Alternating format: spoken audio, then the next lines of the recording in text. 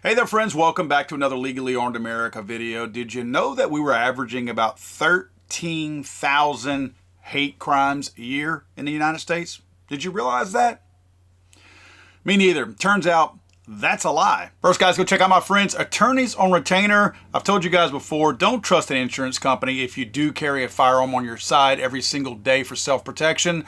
Trust actual attorneys. That's what you get with Attorneys on Retainer. Whenever you call, you do not get Bob from India. You get an actual attorney. And that's a big deal because whenever your future is on the line because you had to draw your self-defense firearm, it's very important you talk to the right person to keep you, hopefully, out of jail. Sign up now with my friends over at Attorneys on Retainer for optimum protection in the unlikely event you have to draw your carry firearm. Use my code FTATF. Again, FTATF is my code, and you will receive $50 off of your individual sign-up fee or $25 off of your family plan sign-up fee. Attorneys on Retainer, check them out. Seems that hate crimes have become the flavor of the week.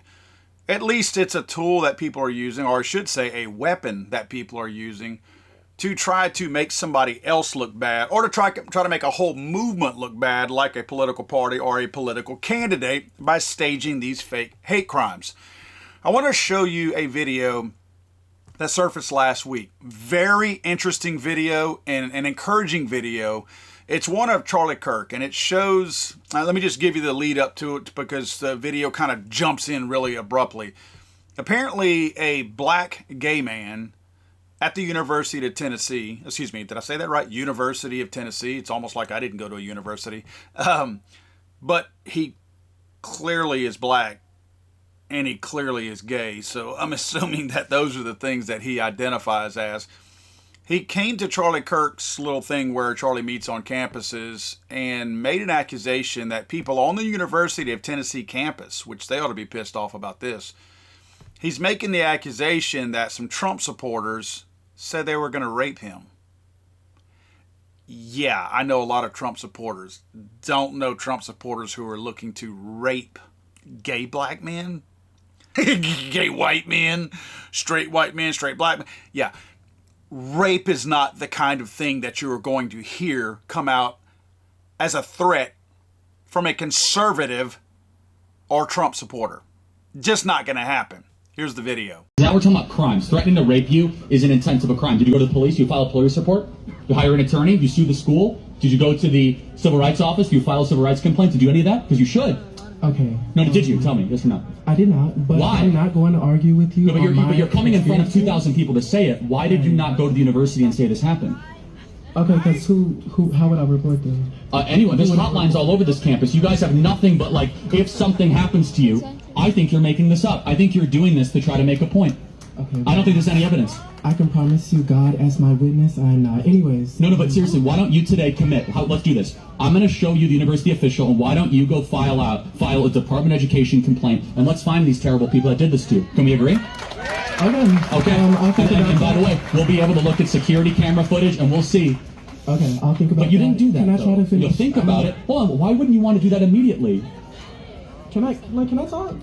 No, but you're making a serious accusation. Please, And I'm not going to argue with you about my personal experiences. Anyways. It didn't happen, man. Okay, that's cool. Anyways, I feel like every time I step foot on this campus, I have a wall of vitriol and hate at my back. And to the audience, I say to you, these are your fathers, these are your siblings, and these are your neighbors. So y'all need to clock them. And I hate overgeneralizing, but I'm not going to say all Trump supporters are racist, but a good amount. Anyways, my question to you is, if you had one message to say to these people with the hate in their hearts, what would you tell them? I would tell you to stop lying. What would you tell them? Not to me. No, honestly, I think you're Jussie Smollett at this campus. I think you're completely making this whole thing up. I think you are a complete liar because I am now giving you an opportunity to report this at the I will bring this to Linda McMahon, the head of the Department of Education, the federal government. I will make sure these people are arrested by Kash Patel, the head of the FBI. And you'll say, oh, I'll think about it. Because you're making this up. You're doing this for a political purpose. So will you, no, seriously, Kash Patel will get involved, yes? It's a hate crime. That's not acceptable. Well, hold on, no, will you do this or not? That's really cute, Charlie, but I'm trying to give you the opportunity to alleviate hate within this group of people who have a shared ideology. But hold on a second. There's no hate. There's just love of America here in this audience. That's all that's here today. But back to you. I heard your accusation. I'm now going to go to the University of Tennessee and tweet this and say, hey, this is a serious accusation. I want the governor to get involved, by the way. The governor's get involved. I'm going to call Marsha Blackburn. I'm now going to call Big Liberty. I know all these people, and we're going to find out really quickly if you're telling the truth or not. Because you just came in front of 2,000 people, and we're going to go bring in the police. We'll bring in the FBI, because what you just said is unacceptable. You said Trump supporters called you the N-word. That is no place in America, and they threatened to rape you. That is no place in America. But you know what else is no place in America? Lying and saying it happened to you. So we'll find out really quick if you're telling the truth or not. That's cool, but like, can you answer my question though? If you... My message to everyone in the audience, keep loving America. Okay. But what about loving the neighbor? Just so you know, this is going to become a very big issue. We're going to put this on social media because nowhere in America should you be allowed to go in front of a microphone with no evidence, no willingness to report, no likelihood to talk to police and say, oh, this happened to be at night, and ruin the reputation of half the country. And say that they're going to go with me and call me the N-word. It is gross. Okay, thank you for your time. Thank you. You'll be hearing from a lot of institutions, and if you did indeed lie, you will be civilly liable for smearing this university publicly for a very big number. We'll find out if you're telling the truth. Thank you. Thank you. That's really cute. Make sure you add me, Jaden Clark. I will. Thank you. Hope you have a good lawyer. Thank you. So this kind of pisses me off, you know, and Charlie Kirk, thank God for the quick-wittedness, quick thinkingness of Charlie Kirk to turn it on this guy and not be scared of it. For so many years leading up to here recently, probably a year ago, we started seeing the tide changing a little bit. People were afraid. If you got accused of something, you pretty much just had to quit. And I say you, I'm talking in general, not you and I, because none of us would have quit. But if you were on a job, if you were a teacher, if you were a coach, doesn't matter what you were doing, if you were part of anything and somebody accused you of sexism, racism, gender misidentification, if there was such a thing, those people, in most cases, just to save themselves the shame, the public shame, the social media shame of people coming after them, they would just resign or quietly walk away. I would think that even though Charlie Kirk is really good about what he does, maybe a few years ago he would have done the same thing and just kind of dismissed this guy and not come at him and said, knowing that the guy's likely lying, he probably would have said, well, you know, I really suggest you take this to whomever, and he probably would have been nice about it. Because the times are finally changing and people have had enough, the likes of Charlie Kirk are saying, no, I think you're lying. And he's right. This guy, I would bet money, large sums of it, that this young man is lying. He's making this up. He's trying to make a political point so he can go back to his little gay coven of friends and go, look what I did. Look what I did. I took one for the team. I'm going to be on the news tonight. You know, it's and social media is, I think, one of the main causes of this, because this kid knew that he was being filmed and he's like, you know, wanted to go on Twitter and search by Charlie Kirk and find all this, right? That was his goal. His goal was to be famous. And again, going back to social media, I think social media has made it worse. I think these hate crimes are growing in nature because in many cases, they are a lie. People are doing this to make a name for themselves, to try to be the martyr, the spokesperson of a political or a certain specific movement. This is their way to being an unaccomplished loser. This is their way to be something, right? I mean, they are nothing. This guy, list his accomplishments. I'd love to see his accomplishments. Probably nothing. He wanted to now be the poster boy of gay black men being harassed by conservative people. He even said Trump people are most Trump people, like he knows a lot of them, are racist. We know that's a lie. We all know that's a lie. We have smooth-brained dummies like this person who falls into two categories that he's taken advantage of to try to say, look at me, I'm a victim, whenever he is actually the one perpetrating the crime, and he is throwing a generalized, harmful, I think, very harmful net over the whole of the University of Tennessee campus. I've been to Knoxville. This is not a racist campus. Not that, how do you even define a racist campus, right? But I've been around a whole lot of white people, a whole lot of people in Knoxville, Tennessee, and likely a whole lot of Trump supporters. Didn't hear anybody saying they wanted to rape a gay black man. But that's how these people are. They're doing things like this to gain attention because they're absolute losers and they don't see any future for themselves in life because they suck at everything they've done. And this is their way, their last-ditch effort to get a slice of fame and to be that poster child of whatever movement it is. But I want to give you some numbers. You know how I like to dig into stuff and do a little deep dive? Turns out I'm not wrong about what I'm thinking, and neither is Charlie Kirk. First, let's look at the Department of Justice's FBI hate crime statistics from 2013. This was interesting. Look at the offenses here. Supposedly in 2023, we had 13,829 hate crimes, up 500 from the previous year. Again, that's a lot of hate crimes, right? This is the FBI. Now remember, this is the Joe Biden FBI documenting all of this. Happy to beef these numbers up. They love it. Of course, these are the nature of the hate crimes. Pretty much what we could expect, kind of like the little queen that we just saw on the University of Tennessee campus with Charlie Kirk. Race, ethnicity, ancestry. That's 52.5%. Pretty much that's going to be a bulk of it. And then we got religion thrown in there, sexual orientation. Then we have the confusion, gender disability, gender identity, gender. We're getting in the confused people right there, and they confuse us whenever they come to us with confusing, stupid stuff. But I want to show you something else. This is how the hate crime laws are written, and I disagree with hate crime laws. To me, murder should be murder, abuse should be abuse, assault should be assault. You don't need to make a stiffer penalty because the person had a hate in their heart whenever they did it, no matter what the gender, the race, or whatever of the person is. But this is the hate crime law. Whoever willfully causes bodily injury to someone or through using a firearm, a dangerous weapon, or an explosive or incendiary device attempts to cause bodily injury to anyone because of the actual or perceived race, color, religion, or national origin of any person shall be fined and imprisoned for up to 10 years of life in prison. If death results or the offense includes kidnapping, aggravated sexual abuse, or attempt to kill. So there's different penalties depending on whether or not aggravated, sexual assault, murder, or kidnapping is involved. But in a nutshell, imprisonment for up to 10 years, again, this is minus your murder and these other things we just mentioned, or a fine of up to $250,000. That's a pretty stiff fine. So someone can accuse you of something like this gay black man did on the UT campus, and somebody, if he were to, I was going to almost say if he fingered somebody, but I surely don't want that to be taken the wrong way. If he were to point somebody out of a crowd and say, those are the white Trump supporters that told me this, they could face 10 years in prison or a fine of $250,000 just for what this guy stated.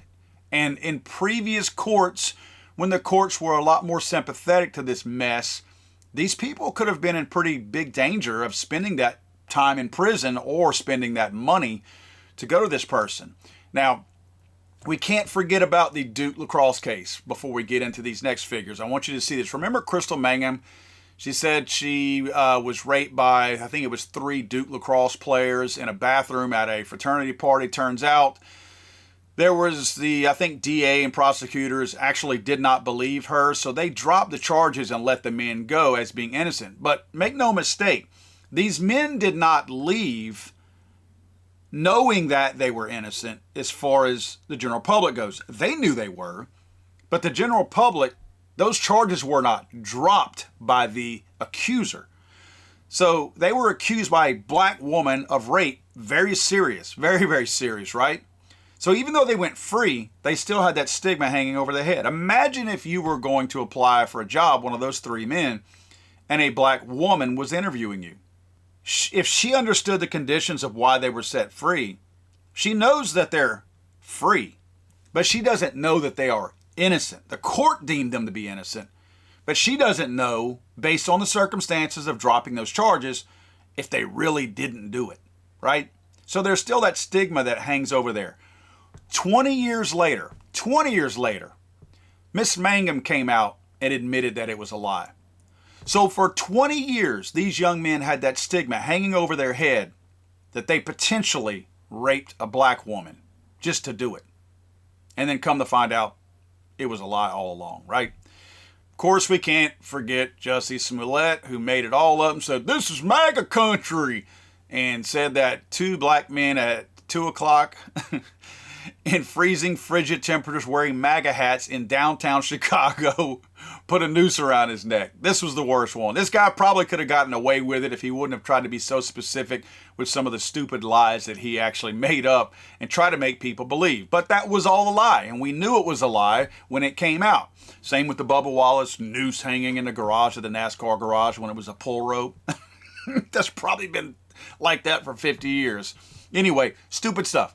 We see right through it. We know these are lies. We know these are stupid things. Turns out statistics back me up. A professor compiled a database of 346 hate crime allegations and determined that less than a third were genuine. This is through his own investigations. Turning his attention to the hoaxes, he put together a data set of more than 400 confirmed cases of fake allegations that were reported to authorities between 2010 and 2017. Those are huge numbers, and that's prior to social media being where it is today. I know we had social media during that time, but social media certainly is fueling that for people wanting this little bit of notoriety, or at least to be famous for some cause of taking one for the team. Again, only a third were assumed to be legitimate. So that scientist found that fewer than 1 in 3 of 346 allegations were genuine. That's humongous. That's a lot of people lying out there. A lot of people trying to get somebody else who is innocent, I might add, in trouble for doing nothing. I mean, think about this. This is not a case of mistaken identity. This is not somebody bumping into somebody with their car and they hurt them. Oh, it was an accident. No, these are people on one side that are losers, and they target another group and say that group targeted them when that group was completely innocent. This person made up a complete lie about these people in order to get them in trouble. Why? Maybe getting them in trouble was not the main focus. Notoriety and being popular was their main focus. But they targeted a group of people, claimed they targeted them so they could get famous. Now let me share some of these hoaxes with you that I ran across. Just before the 2016 elections, the 111-year-old Hopewell Baptist Church was attacked with fire and graffiti that said, "Vote Trump." This is a black church, by the way. The political message of the vandalism is obviously an attempt to sway public opinion regarding the upcoming election, said Benny Thomas, representative out of Mississippi.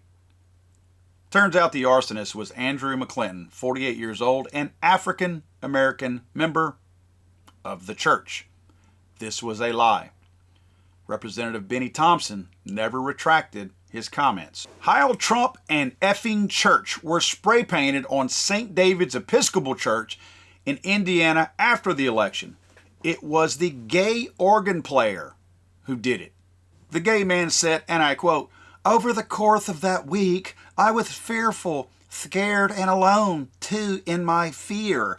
I guess one of the driving factors behind me committing that act was that I wanted other people to be scared with me." Dude made it all up. This was a complete lie. Yasmin Seaweed, 18, told police that 3 Donald Trump supporters harassed her and tried to steal her hijab. This is, of course, the garb they throw on their head from that crazy religion, on a number 6 train in New York City.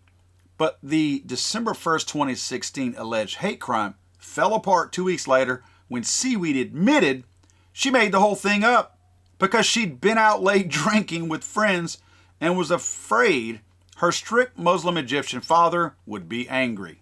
Eastern Michigan University was vandalized for months by graffiti that said, "Leave N-word" and KKK.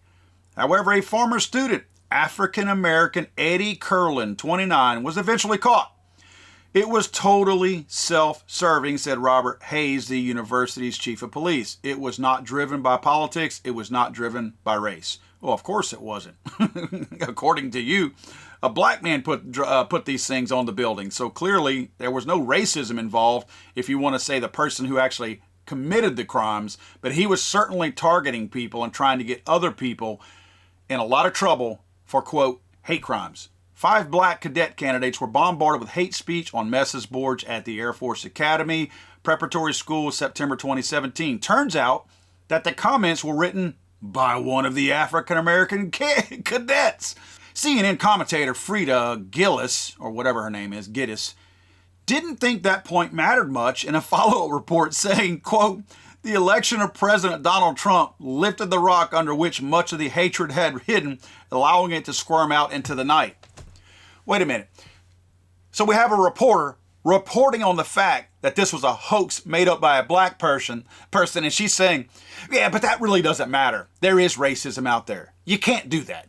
You can't do that. You can't look at a fake story, but use the fake story to say that, but what they were faking about is true. It doesn't work that way, sugar. More than 100 students marched to demand, quote, safe spaces after KKK and swastikas and the last names of 4 black and Latino students were scrawled in a bathroom stall at Goucher College near Baltimore in November 2018. But it turned out one of those graffiti names, Flynn Arthur, 21 years old, was the person responsible. The biracial lacrosse player explained to cops that, quote, he had been drinking and just did something dumb, unquote. December 30th, 2018, a 7-year-old African-American girl, Jasmine Barnes, was killed in a drive-by shooting. Witnesses said a white man in a pickup truck was nearby. We've got to call it what it is. Black people are being targeted in this country, quote unquote, said activist Derek Muhammad. Representative Sheila Jackson Lee, glad she's gone, insisted, do not be afraid to call this what it seems to be, a hate crime. But the investigation led to the arrest of 2 African Americans, Eric Black and Larry David Woodruff, who police believe shot into Barnes's car in a case of mistaken identity. And finally, on New Year's Eve, 3 Savannah churches and a civil rights museum were vandalized, raising the specter of a hate crime. But it was an African American, David Smith, who had thrown bricks through the doors. That's just some of the examples. That's why a professor or a scientist can easily come out without worrying about any kind of blowback from his own folks on campus, because it's just liberal enclaves out there on all these campuses. He can do this because he's got all the support documentation, just like some that I read to you, to state that only 1 in 3 of these, quote, hate crimes are legitimate. Kind of makes you wonder also, if you think about it, other crimes similar to this that might be reported, how many of those are fake too? Just a quick side note. But the hate crime thing clearly is a grift. In fact, I look at this hate crime thing, it's kind of like the non-Second Amendment gun control people. It's like their grift, like the Al Sharptons, the race pimps out there. It's a very similar grift to the whole gun control thing. The gun control people make up lies about guns. In fact, whenever they don't have good statistics, like school shootings, they go grab statistics of a firearm being shot 2 blocks away from a school at 2 a.m., a gang shootout, and they list that as a school shooting because they have to make money. That membership is important to them. So they have to take existing statistics, lie about them, make something up to keep people fearful that, oh, it's a school shooting, because people are generally too lazy to see that was 2 a.m. You were in no danger. Your kid was fast asleep in their bunk bed at that time. Same thing here. They're trying to get black people, gay people, people of any kind of other color besides white, to be fearful that a whole bunch of white people are running around trying to kill you. And that's just not true. But that's the way they make their money, because if they can keep them scared, they're going to continue getting those paychecks based off of this fake hate out there. Now, you're probably thinking the same thing I do. What are the penalties for making up these false claims? Well, guess what? If you look at the penalties of committing a hate crime, remember we talked about 10 years imprisonment or $250,000, you would think that a person who was willing to lie about a hate crime with that stiff of penalties, that surely, if they're lying about it, if they're willing to ruin that other person's life, then surely the penalty of making a false claim of that same hate crime would receive at least similar types of penalties. You'd be wrong. If you make a false claim about a hate crime, your penalties can be up to, meaning not to exceed $1,000 and 6 months in the county jail. Not prison, 6 months in a county jail. Now, obviously, these penalties are going to be different from state to state, but let's not forget, hate crimes are federal crimes. So a totally different dynamic there. You're going to spend time in a federal prison. But yet, if you're accused of or convicted of making up a fake hate crime, that's not a federal penalty. That's not a federal crime. I don't understand how we are okay, and I guess because most of us aren't involved in this kind of stupidity until it happens to you, until that fake hate crime is accused to you. Most of us would never see this, so we don't think about this. I think this is something that needs attention. I think that whenever you have a crime where somebody's life can be ruined, like these three men from Duke Lacrosse, you're standing in the community. Everything. Heck, who you might date, right? I mean, if a girl looked at one of those Duke Lacrosse members and thought, saw him at a bar or something, and he came up to her and started chatting, and then one of her girlfriends comes and say, hey, that's one of the three guys that was accused of rape for Duke, but he got off. As the girl, wouldn't you be sitting there thinking, I'm not sure if I want to go home with this guy? I mean, seriously, I think that's a reasonable thing to think about. These people's lives are ruined as a result of this.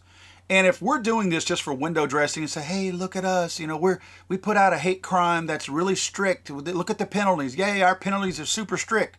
These people are going to go to jail for 10 years or prison for 10 years, a $250,000 fine. Look at us. Look what we did. We're looking out for the betterment we're trying to make the country better, right?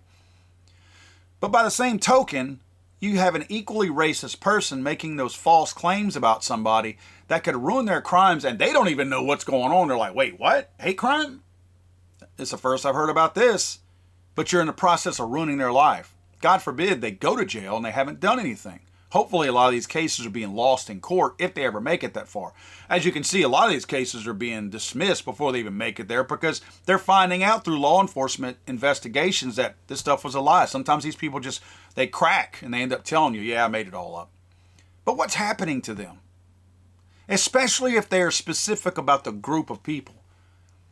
Like if they name, and I hate to say, because I'm thinking of the University of Tennessee, I hate to use the fingering analogy, but if you finger somebody and saying, that's the guy, and when I say finger, I just mean pointing, by the way. If you say, that's the guy, and you're specific about somebody, maybe harsher penalties ought to come with that. In fact, I would like to see, this is just a wild, crazy thought here. Maybe whenever a person is going to file for a hate crime, and if they're specific about a person, or maybe not even specific, but if they're going to file a hate crime complaint like this gay black man did not want to do because he was lying at University of Tennessee, but if they're going to file that complaint, maybe there should be a bond associated with that. And I'm serious about this. Maybe knowing that they could ruin that person's life if it is fake, like the Duke Lacrosse stuff, if it could ruin their life just from that accusation, they could lose employment during that time while they're even going to court. I mean, you see what I'm saying? I mean, it could really affect them in many ways. Family members even. So maybe there should be a bond put up when you apply for that. I don't know, 1% bond maybe. Where you pay 1% is what I'm saying. So $1 million bond, of course, that's still a pretty hefty penalty, $10,000, but maybe we call it a $100,000 bond that you have to put up. And that's meant to cover that person's court costs, and $100,000 ain't going to do it if you created irreparable harm to that person's, their own person and their own livelihood and all that kind of stuff standing in the community. Maybe we need to consider something like this, because if we're having 1 in 3, only 1 in 3 that are legitimate cases, that tells me we have a problem. That tells me we have 66% of these cases are of people making up lies about other people, sometimes specific, but sometimes political movements and groups of people based on race, political leanings, or whichever. To me, that is a very big problem. And in closing, I have to point this out. There's still racism in the country. I mean, let's face it, these fake hate crimes are a form of racism. They are. I don't care. Don't tell me that black people, people of color, or gay people can't be accused of bigotry or racism. Of course they can. That's a stupid lie. So those same racists are doing these things in the name of racism. The sad thing is, because they're displaying it, and I know there's racism of all different kinds still going on out there, there are cases of race out there. Now, I don't believe in the whole hate crime thing, but what this does whenever these people use race or bigotry to lie and create a crime that's not there, that didn't ever happen, and they're making that up, all that does is water down those who really are being targeted for race or bigotry or whatever their leanings are. I don't think it's right to pick on somebody because they're gay. I'm picking on this guy because he's a liar. That's why I'm picking on him. But if he's a gay guy, I don't care. It doesn't matter to me. I don't think it's ever right to target somebody for things like that. The problem is when these clowns make these lies up, they are completely diluting that pool of people who are suffering from some form of bigotry out there. And then it's like the boy crying wolf. It gets to the point where people are hardened and they don't believe people anymore, or they don't give it the attention that it probably does deserve when it's a legitimate case. These people are doing more harm to that racial movement than they are helping it by doing these things and making up these stupid lies just to get social media famous.